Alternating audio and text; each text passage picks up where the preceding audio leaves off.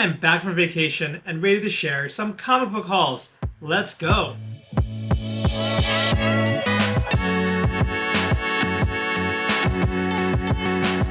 Hey guys, welcome back to the channel. I'm John and you're watching Old Stuff is Cool. So I am back from my annual trip to Hawaii where my family goes to visit my in-laws and my wife's side of the family in beautiful Honolulu. I visited one comic book store while we were there and also had 2 mail calls that I just didn't get to before we left for the trip. So that's what we're sharing with you today. But before we get into it, if you could do me a huge favor and hit that like button, and if you enjoy comic book collecting, comic book hauls, and the like, you might want to check out some other videos. So please hit that subscribe button and don't miss out on any new videos. Alright, so let's start off with the one comic book shop I visited in Hawaii. This is Dragon's Lair over in Mililani. So this is a spot to get your weekly pulls and current comics. As far as back issues went and wall books, there really weren't any wall books, but there were a number of dollar boxes. I think there were like $6 to $8 boxes. So not wanting to waste a trip and also just loving some good dollar bin diving, I jumped in and came out with 2 books from Valiant Comics, which I spoke about recently in my latest dollar haul. And you know, Valiant Comics, it is definitely a mainstay of dollar books, 50-cent books and the like, but I'm really happy with these 2 selections. First one is a still sealed copy of the Harbinger trade paperback. I think this issue is like 1 to 6, and it also comes bundled with an issue 0. And for $1 for this trade, I really enjoyed those early Valiant titles. And even though I have them from like Humble Bundle digital versions, they never include the original Harbinger series. I'm not sure, maybe there's some sort of copyright thing, but this was written by Jim Shooter himself, and also involved Dave Lapham and Chuck Dixon. So some pretty big names. The first trade paperback here is called Children of the Eighth Day. And you might recognize the cover underneath the Harbinger logo, because I do think issue number 1, which this is the cover of, still fetches, I mean, like 15, 20 bucks. Maybe. I mean, I'm not on the hunt for that book, but I could have sworn that's why I saw maybe on Key Collector or something. Again, a trade paperback that I've been wanting in my collection, steel sealed for $1, was a no-brainer for me. And the other book I got was part of the main Valiant series I'm collecting, and that's X-O Manowar. It's issue number 5. Actually, a very, very solid cover, and the early art and covers are all done by Barry Windsor Smith. Just a masterful artist here. I mean, what can I say? It's Eric being surrounded by the X-O armor with this very stark, very aggressive red in the background. So, nothing crazy here, but issue 5, I still need issues 1 through 4 from the beginning of the series, and then I think I need like the last 6 issues or so. So we're closing in on completing that whole run, which I'm very excited for. Also want to give a quick shout out to, I believe her name was Katie, who was running the store. It was great hearing from her about the shop. She was super friendly, let me film a little bit here and there, but also was very quick once she heard I was looking for back issues to have some recommendations for me for other nearby shops. So I definitely have a small list growing for our next visit there, but that was kind of the short and sweet of it as far as comics from Hawaii. Now the second of our 3 hauls is from Whatnot, and this was a new to me seller, and they were going through a good bit of Captain America. And I'm really loving the copper, maybe even the bronze era of Captain America books, and got a few from a sale. These were all $3 each, and I would say they're kind of important keys. So the first one here is Captain America issue 232. This is notable for the first full cover of Peggy Carter. And then we have the following issue, issue 233. And this one features the death of Sharon Carter, who, well, we know Sharon comes back and gets better. Funny enough, between these 2 issues, 232, still 35 cents. But come issue 233, we had a little price hike to 40 cents. Quite the far cry from today's $4.99 and up cover price for a monthly book. The third and final book I got from this seller was an upgrade copy to what I think is a classic Cap cover, issue 250, which is 50 cents by the way. Cap for President, and just look at that smile. Look at him there. So yeah, happy to add these Cap issues to an ever-growing run on this series. And then last but not least, we've actually got a mix of different books from another Whatnot seller that I've talked about a lot. I usually hit up their $1 sales, but this one has dollar books, $2 books, as well as some bundles. And just to continue the Captain America train from the previous one, we've got a much later issue. This is the time, oh man, I can't even see the issue number because it's like hidden. Oh boy, my eyes cannot make out, the font color and the small numbers, but this is issue number 450 here. I believe this was probably by the 90s here. I picked this up. This cover, so good. It is definitely an homage to, the Bruce Timm version of Superman. And this homage is by Ron Garney, and the story is by Mark Waid, who had an exceptional run following Mark Gruenwald on Captain America. Then we also have 2 Captain America annuals.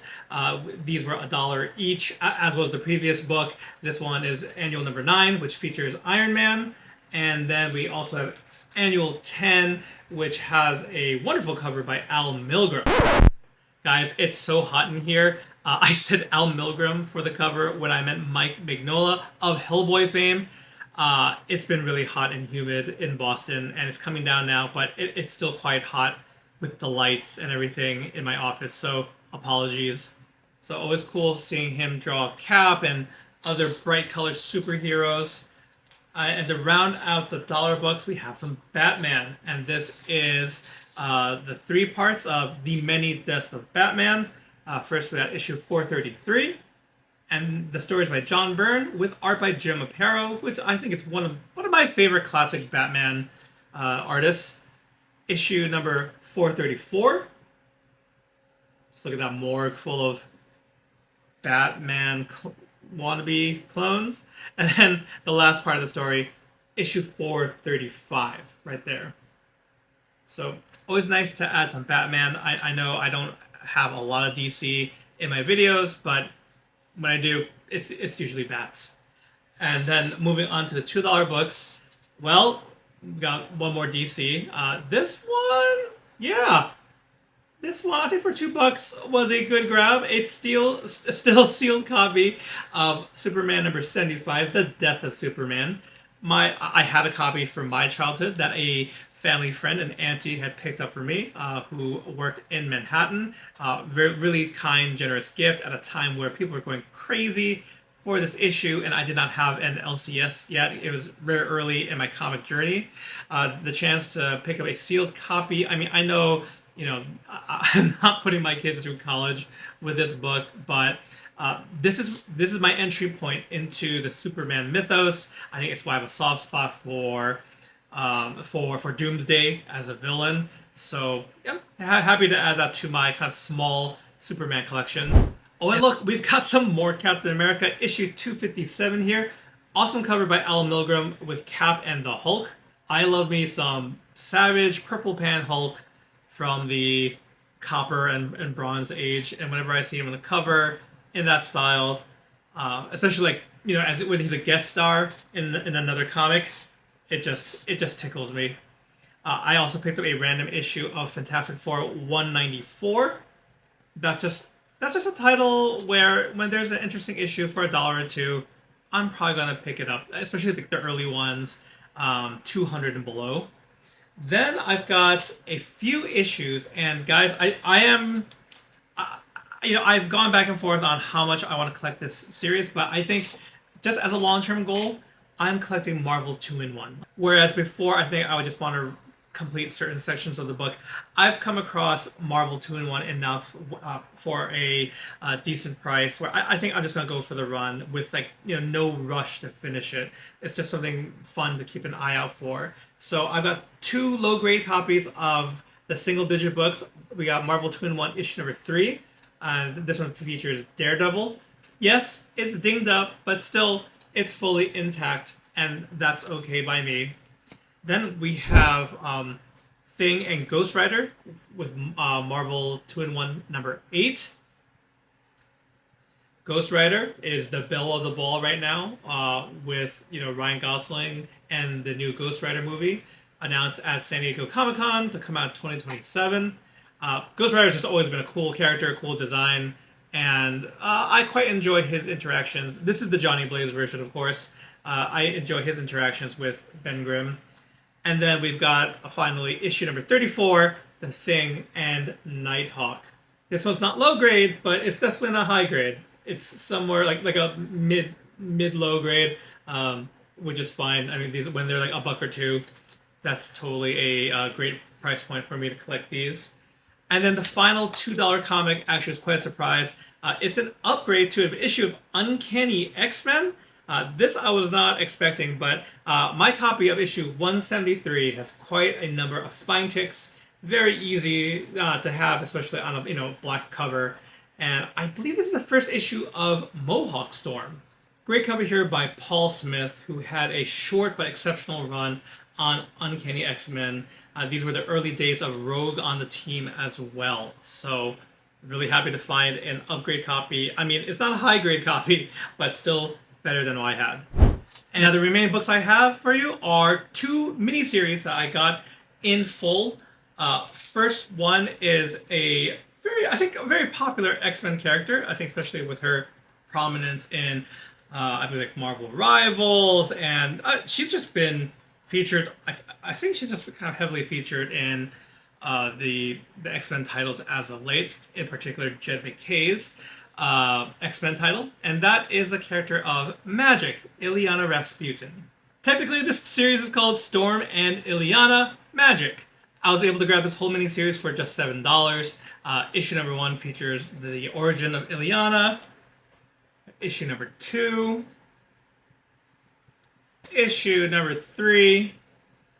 And then issue number 4, which introduces the Darkchild, kind of this demonic, I don't know if demonic side or it's a consequence of being raised in limbo. I mean, in general, this gives Magik, Illyana, a bit of a darker backstory than some of the other X-Men characters, and I think that's part of her appeal. What she does when she wrestles with this dark side, the Darkchild, it kind of just overall gives her an edge. But in general, a very fascinating character. Thanks to Magik and whatnot, I think it's why I'm collecting the original New Mutant series as well. And then last but not least, the other limited series I got was Longshot, featuring the beautiful artwork of Art Adams. This one is a bit of a weird read, and eventually Longshot would also, kind of get folded into the X-Men part of Marvel, joining the team in the Outback era, having a romance with Dazzler. But this miniseries, while being a bit trippy, I think is written by Ann Nesenti. But yeah, it's trippy is the best word, but it's just gorgeous, and it's got a few notable first appearances as well. Issue 1 is the first appearance of Longshot, as well as Spiral.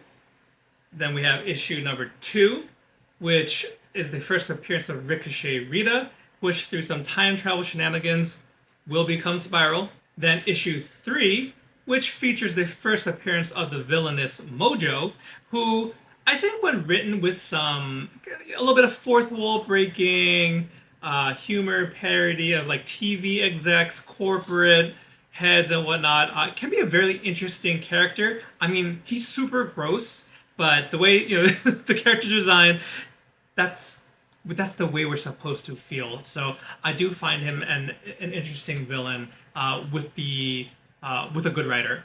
Then we have issue number 4, and yeah, that is She-Hulk by Art Adams, who draws a great She-Hulk. Issue number 5, and finally issue 6, the first cover appearance of Mojo. So yeah, that's the haul for today. It's I think a fun mix of different books. And even though I didn't come back with a crazy amount of comic books from Hawaii, from my research, I was able to at least get some confirmation from Dragon's Lair on what shops to check out.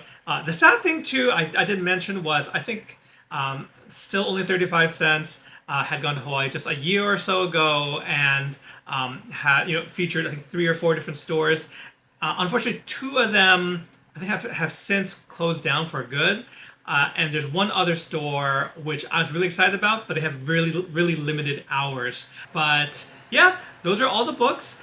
If you had a favorite, let me know. Have you read Longshot? Are you a fellow Art Adams art appreciator? Let me know down in the comments. But otherwise, I want to thank you guys so much for taking some time out to check out this video, and I hope to catch you in the next one. Take care.